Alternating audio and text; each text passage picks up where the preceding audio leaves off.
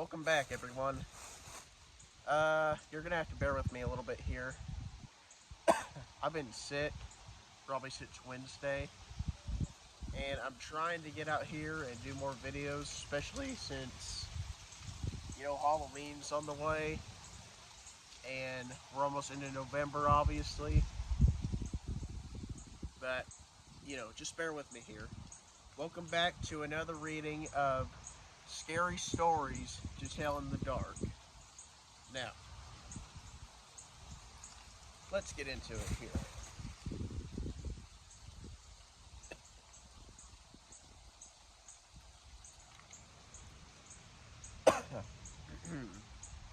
They eat your eyes, they eat your nose. There are scary stories about all things. The ones told here are about a grave, a witch, a man who liked to swim, a hunting trip, and a market basket. There also is one about worms eating a corpse. Your corpse. But anyhow, the Hearst song. I'm gonna attempt to sing this, but I'll do the best I can. Don't you ever laugh as the hearse goes by, for you may be the next to die. They wrap you up in a big white sheet, from your head down to your feet. They put you in a big black box and cover you up with dirt and rocks. All goes well for about a week. Then your coffin begins to leak. The worms crawl in, the worms crawl out. The worms pinchile on your snout. Pinochle. Can someone please tell me what that spells? If you know, please comment down. Please comment about it because I'd love to know what that actually spells and how you say it. But anyhow, on your snout, they eat your eyes, they eat your nose, they eat the jelly between your toes. A big green worm with rolling eyes crawls in your stomach and out your eyes. Your stomach turns a slimy green, and pus pours out like whipping cream. You spread it on a slice of bread, and that's why you eat when you are dead. That's Cherry. That was a little bit freaky. Well, not a little bit, nothing. That was a lot bit freaky, but anyhow. Okay. The girl who stood on a grave. So, some boys and girls were at a party one night. There was a graveyard down the street, and they were talking about how scary it was. Don't, don't ever stand on a grave after dark, one of the boys said. The person inside will grab you. He'll pull you under. That's not true, one of the girls said. It's just a superstition, or an old wives' tale, as they say. I'll give you $1 if you stand on a grave, she said the boy. A grave doesn't scare me, said the girl. I'll do it right now. The boy handed her his knife. Stick this knife in one of the graves, he said. Then we'll know you were there. The graveyard was filled with shadows and was as quiet as death. There is nothing to be scared of, the girl told herself, but she was scared anyway. She picked out a grave and stood on it. Then quickly she bent over and plunged the knife into the soil. She started to leave, but she couldn't get away. Something was holding her back. She tried a second time to leave, but she couldn't move. She was filled with terror. Random plane, that's nice. Something's got me, she screamed. She fell to the ground. When she didn't come back, the others went to look for her. They found her body sprout out across the grave. Without realizing it, she plunged. Oh boy! She plunged the knife through her skirt and had pinned pinned it to the ground. It was only the knife that held her. She died of fright. Oh man, that's dark. Yeah, that's dark. But let that be a lesson. Always respect the dead. Respect a graveyard. Because what she got, I don't want to say I necessarily believe in karma, but that's karma. Anyhow, a new ha- a new horse. Two farmhands shared a room. One at the back of the room.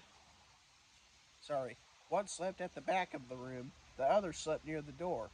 After a while, the one who slept near the door began to feel very tired early in the morning. His friend asked what was wrong. An awful thing happens every night, he said.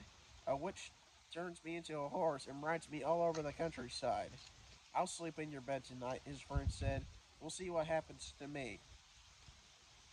About, about at midnight, an old woman who lived nearby came into the room. She mumbled some strange words over the farmhand, and he found that he couldn't move. Then she slipped a bridle on him, and he turned into a horse. The next thing he knew, she was riding him across the fields at breakneck speed, beating him to go even faster. Soon they came to a house where a party was going on. There were lots of music, dancing, and everything of the like. They were having a big they were having a big time inside. She hitched him to a fence and went in. While she was gone, the farmhand rubbed against the fence until the bridle came off, and he turned back into a human being. Then he went to the house and found the witch. He spoke those strange hands to her, words to her, not hands. Again, you guys are gonna have to bear with me here. With the bridle, and he turned her into a horse. Then he rode her to a blacksmith and had her fitted with horseshoes. After that, he rode her to the farm where she lived.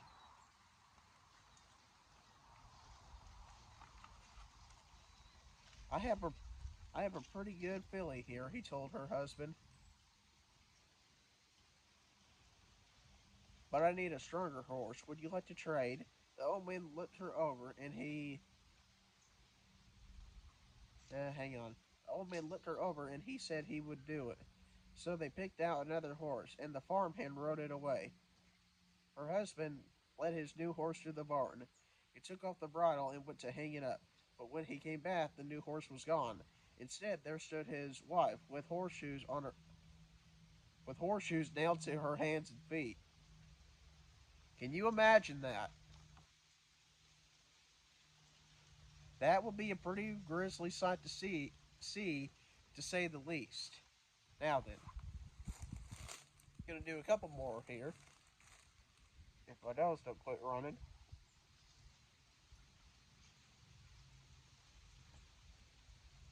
I tell you guys, if anyone ever comes across you and says, "I like being sick," don't believe them. I doubt anyone ever would, though. But anyhow, we get to our next story here. This one is known as alligators. So, a young woman in town married a man from another part of the country. He was a nice fellow, and they got along pretty well. There was only one problem. Every night he'd go swimming in the river. Sometimes he would be gone all night, and she would complain about how lonely she was. The couple had two sons. As soon as the boys could walk, their father began to teach them how to swim. And when they got to be old enough, he took them swimming in the river at night. Often they would stay there all night long, and the young woman would stay at home all by herself. After a while, she began to act in a strange way. At least, that is what the neighbors said. She told them that her husband was turning into an alligator, and that he was trying to turn the boys into alligators. Everybody told her that there was nothing wrong with the man taking the son swimming. That was a natural thing to do. And when it came to alligators, There just weren't any nearby. Everybody knew that. Early one morning, the young woman came running into town from the direction of the river. She was soaking wet. She said a big alligator and two alligators had pulled her in and had tried to get her to eat a raw fish. They were her husband and son, she said, and they wanted her to live with them, but she had gotten away. Her doctors decided that she had lost her mind. Oh, is that so? And they put her in a mental hospital for a while. After that, nobody saw her husband or boys again. They just disappeared. But now and then a fisherman would tell about seeing alligators in the river at night. Usually it was one big one and two smaller ones. But people said he was just making it up. Everybody knows there aren't alligators around here. Oh, really? Well, don't know if you guys can see that or not, but it could be very, very much the same. Anyhow, I got one more for you tonight. Well, I say tonight, this evening, this afternoon, I meant. Yeah, this afternoon. Room for one more. A man named Joseph Blackwell came to Philadelphia on a business trip. He stayed with friends in this big house they owned outside the city. The night they had a good time visiting, but when Blackwell went to bed, he tossed and turned. He couldn't sleep.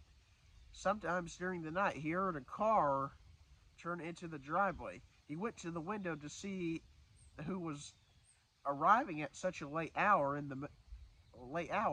In the moonlight, he saw a long black hearse filled with people. The driver of the hearse looked up at him. When Blackwell saw his queer, hideous face, he shuddered.